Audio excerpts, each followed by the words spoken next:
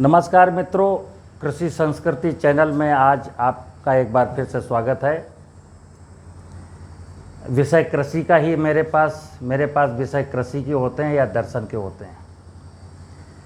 और कृषि वास्तव में एक दर्शन शास्त्र का ही हिस्सा है। कृषि अर्थशास्त्र का हिस्सा बिल्कुल नहीं है। और जब से लोगों ने कृषि को अर्थशास्त्र बनाया तब से किसान संकट में आ गया। किसान ने तो धन नहीं कमा पाया, लेकिन और दूसरी एजेंसियों ने धन खूब कमाया, किसान को लूटा, उसकी ज़मीन की उर्वरता को लूटा, उसके खेत के भूगर्भ जल स्तर को लूटा, गांव की बायोडाइवर्सिटी को लूटा। तो मुद्दा खेती का है। और मैं बार बार एक ही चीज़ कहता हूं कि कृषि हमारी सनातन संस्कृति का हिस्सा है। और एक और चीज़ मैं कहता हूं कि मनुष्य का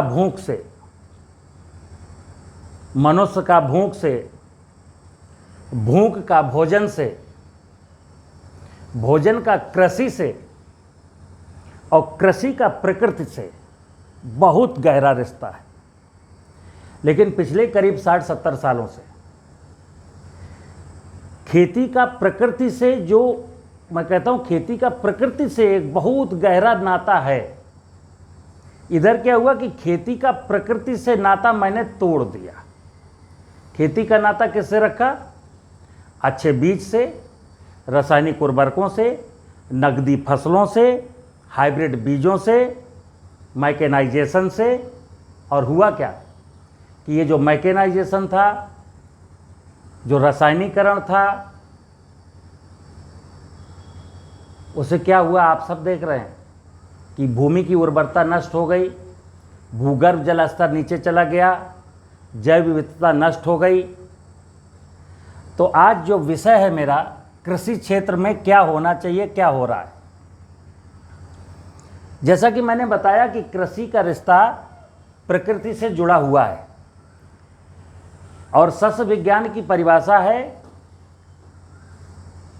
कि खेती भूमि एवं फसलों का ऐसा प्रबंधन है कि परिवार की सभी आवश्यकताएं पूरी हो जाएं, परंतु प्रकृति की किसी भी व्यवस्था पर कोई भी निगेटिव प्रभाव न पड़ने पाए। यानी प्रकृति की व्यवस्था पर कोई प्रतिकूल प्रभाव ना पड़े और मेरी ज़रूरतें पूरी हो जाए, उसको हम खेती कहते हैं। वर्तमान की परिभाषा ये है कि मुझे इतना लाभ मिल जाए, फिर चाहे धरती बंजर हो जाए, भूगर्भ जल स्तर बिल्कुल खत्म हो जाए, बायोडाइवर्सिटी बिल्कुल नष्ट हो जाए। तो खेती की जो मूल अवधारणा है वो है कि प्राकृतिक संसाधनों का संरक्षण, प्राकृतिक संसाधनों का संरक्षण एवं जैव विविधता का संवर्धन। यानी कि जब मैं खेती करता हूं तो मुझे कितनी बातों पर ध्यान रखना होता है कि भूमि की उर्वरता का क्षरण न होने पाए, उसमें 1% ऑर्गेनिक कार्बन बना रहे। हम ऐसी फसलें बोएं ताकि सतही जल के भंडार जो है ना, जो जलाशय हैं, वो न नष्ट होने पाए। भूगर्भ जल स्तर जो 40-50 फुट पर होना चाहिए वो 40-50 फुट पर बना रहे। बायोडाइवर्सिटी यानी खेत में केंचुआ, मधुमक्खी, तितली, दीमक, ये सब कुछ बना रहे। खेती के साथ साथ घर में पशुपालन का भी काम हो, यानी गाय हो, बैल हो, भैंस हो, बकरी हो, ऐसा भी हो। खेतों की मेड़ें सुरक्षित रहें ताकि वर्षा जल का पानी अधिक से अधिक खेतों में रुक सके और भूगर्भ जल स्तर को रिचार्ज कर सके। खेतों की मेड़ों पर पेड़ हों ताकि उसमें जो नभचर हैं उनका विचरण हो सके, पक्षी बरकरार रह सके। हरित क्रांति के उपरांत अधिक आय प्राप्त करने के लालच में और अधिक आमदनी कैसे मिले, ये विषय जब दिमाग में आया तो हमने क्या किया, अधिक उत्पादन कैसे मिलेगा। किसी ने कहा कि अधिक उत्पादन के लिए हमको नकदी फसलों की खेती करनी पड़ेगी, तो नकदी फसलों की खेती शुरू कर दी। रासायनिक उर्वरकों का खूब उपयोग किया। आज की तारीख में करीब करीब ये मानिए कि 9,000 रुपये मूल्य का प्रति हेक्टेयर रासायनिक उर्वरक यूज होता है और 8,000 रुपये के फसल सुरक्षा रसायन यूज होते हैं। हाइब्रिड बीज मतलब कि जो मेरी देसी प्रजातियां थीं, लोगों ने कहा इनकी पैदावार कम है। पैदावारी में दो चीज़ें हैं, जमीन की उर्वरा शक्ति अच्छी हो और बीज अच्छा हो। तो जो हमारी देसी प्रजातियां थीं, जो उन्नतशील प्रजातियां थीं, जैसे गेहूं है, गेहूं की उत्पादन क्षमता जब हमारी घटने लगी, यानी कि 70 कुंटल उपज क्षमता की वैरायटी जब बोते हैं और केवल 40 कुंटल पैदा होती है, तो लोगों ने क्या कहा, नहीं अब हाइब्रिड बीज लाओ। मैंने ये ध्यान नहीं दिया कि यार जब भूमि की उर्वरा शक्ति कम हो गई है, फसलों की पैदावार इसलिए कम हो रही है, और मैंने हाइब्रिड बीजों की ओर कदम बढ़ा दिया।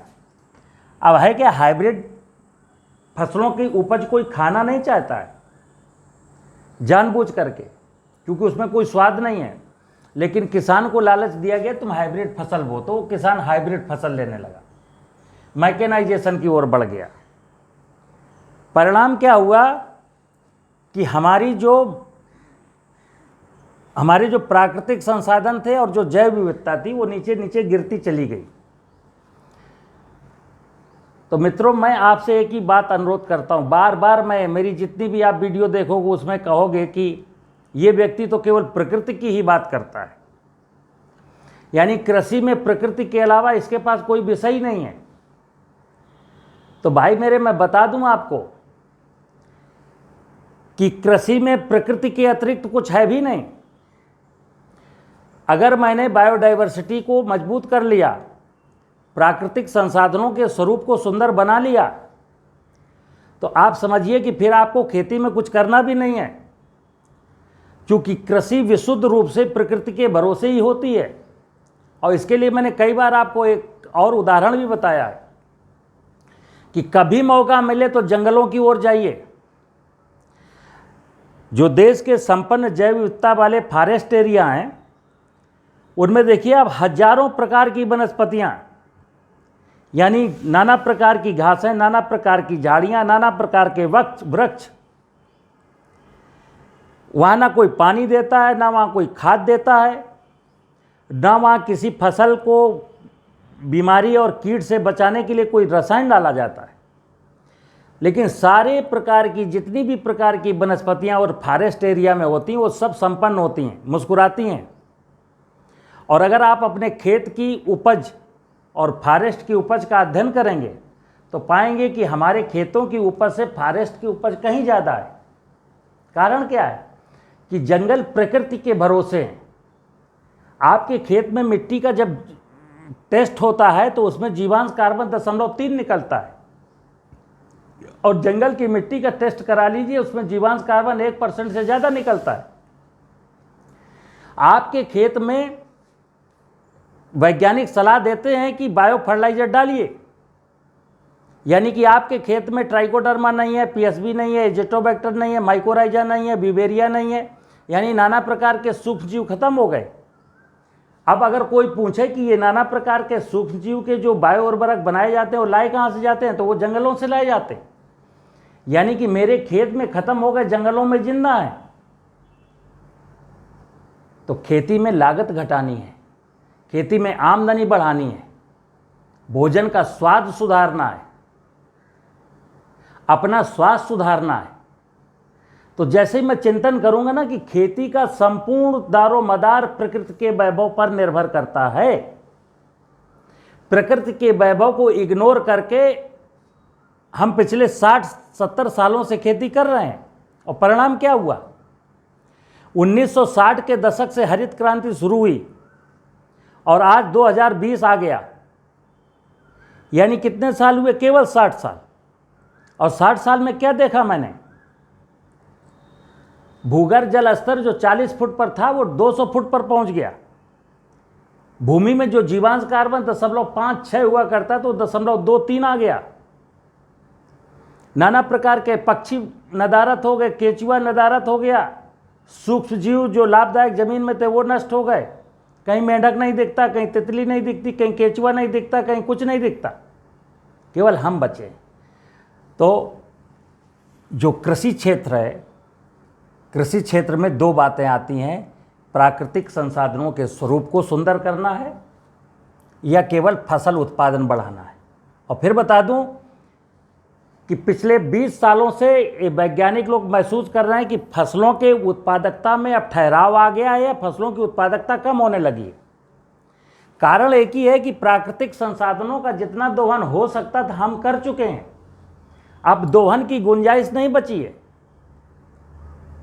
इसलिए आने वाली पीढ़ियों के उज्जवल भविष्य के लिए आज से हमको प्राकृतिक संसाधनों के स्वरूप को निखारना पड़ेगा, यानी कि भूगर्भ जल स्तर ऊपर कैसे आए, जलाशय कैसे और अच्छे बने, और भूमि में जीवांश कार्बन कैसे बढ़े, खेत में फिर से केंचुआ कैसे वापस आए, इन विषयों पर विचार करना पड़ेगा, अन्यथा खेती में बहुत संकट है। अगर आपको मेरी बात अच्छी लगे या अच्छी लगी हो तो आप इस बात को ज़रूर शेयर करिए, क्योंकि ये विषय अगर हमने आज लोगों तक नहीं पहुंचाए तो फिर बहुत देर हो जाएगी और समय बहुत लंबा नहीं है। जहाँ तक मेरा आकलन है, अगर आप भी आंख बंद करके अध्ययन करेंगे तो पाएंगे कि वास्तव में अगर प्रकृति के वैभव को हम नहीं सुधार पा रहे तो आने वाला भविष्य संकट में है। नमस्कार, जय हिंद, जय भारत।